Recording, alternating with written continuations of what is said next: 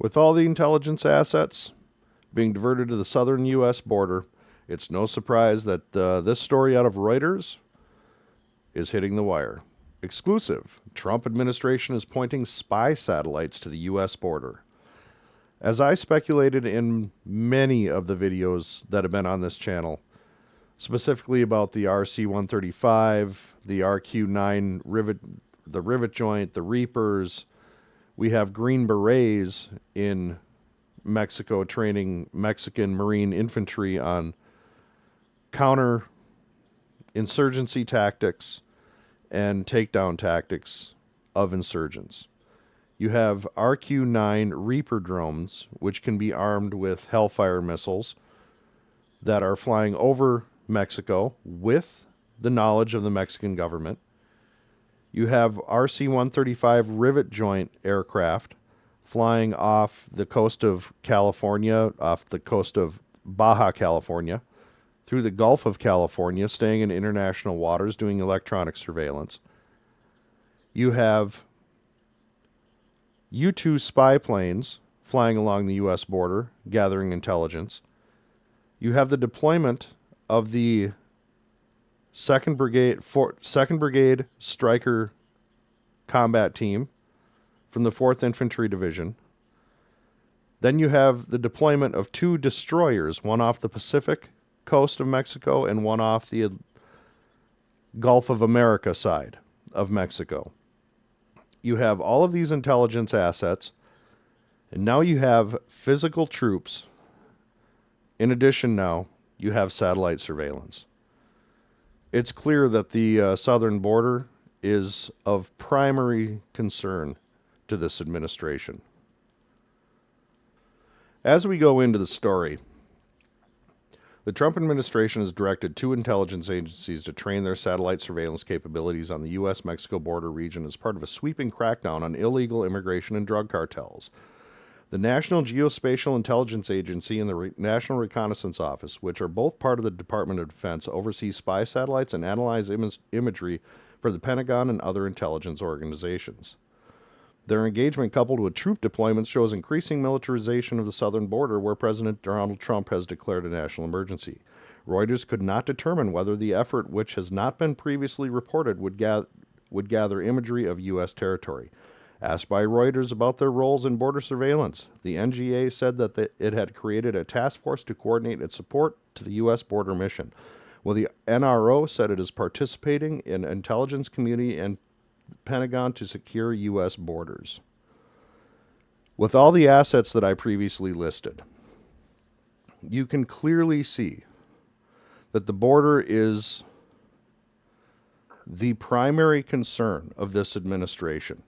The assets deployed there are very similar to the assets that we would have deployed in Afghanistan.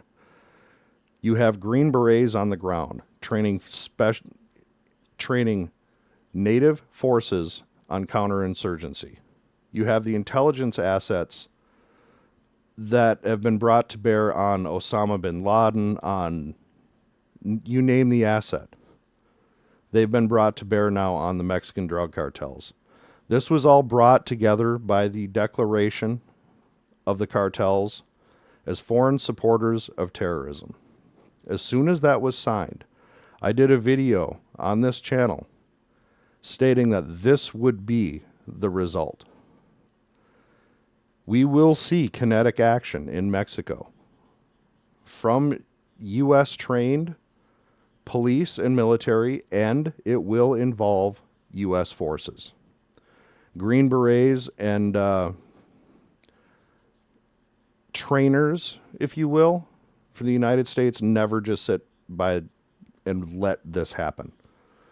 The troops they trained, usually at the tip of the spear, are their trainers. In Vietnam, the trainers there were at the tip of the spear. The casualties of Vietnam go back into the 50s. When we went after Pablo Escobar in Colombia, it was gringos on the cover of, I believe it was Time magazine or another one, holding Pablo's corpse because it was the DEA and other assets used in his capture, the intelligence gathering and things like that. So what you see is a definitive effort from this administration to go after the cartels and to secure the border.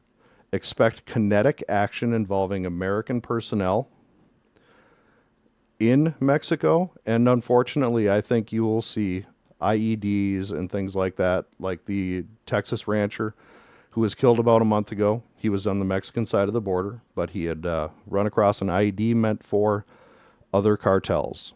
You have drone usage, dropping grenades on other cartel members. I anticipate that against U.S. personnel.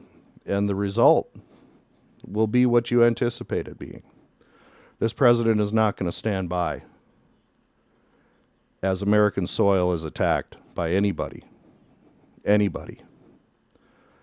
And it will get ugly, and it will get ugly fast. And it should not be lost on anybody that those two destroyers, each, are outfitted with Tomahawk land attack cruise missiles. And it should not be lost that there are Green Berets in country who would facilitate the targeting of those Tomahawks and or of the Hellfires used by the RQ-9 Reaper drones. Things are about to get very, very ugly, very, very quickly. And as you know, the cartels are not known for taking things lying down. This is the group that has body disposal units. They melt these things down in acid. They have crematoria. These groups are not to be toyed with. These are the groups that hang bodies by their feet that have been decapitated from bridges. Everything I'm telling you can be looked up in the news. So, as things heat up down south, I anticipate this summer to be a summer of action and a very, very interesting thing. Will Mexico stay along with the crackdown on the cartels? We'll see. We'll see how much the government down there is owned by the cartels, frankly, over the next 12 to 18 months as this escalates, and it will escalate. We are looking at a new, instead of a war on terror, a global war on terror, we'll call it a hemispheric war on drugs, war on cartels, war on hemispheric terrorism, if you will. But this administration is clearly taking it seriously, and this is the latest sign. To have our intelligence assets, our satellites,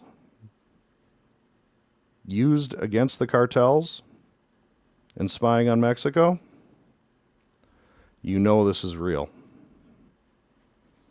I hope you liked the video. If you did, hit like, share it with a friend, subscribe, and we'll catch you soon.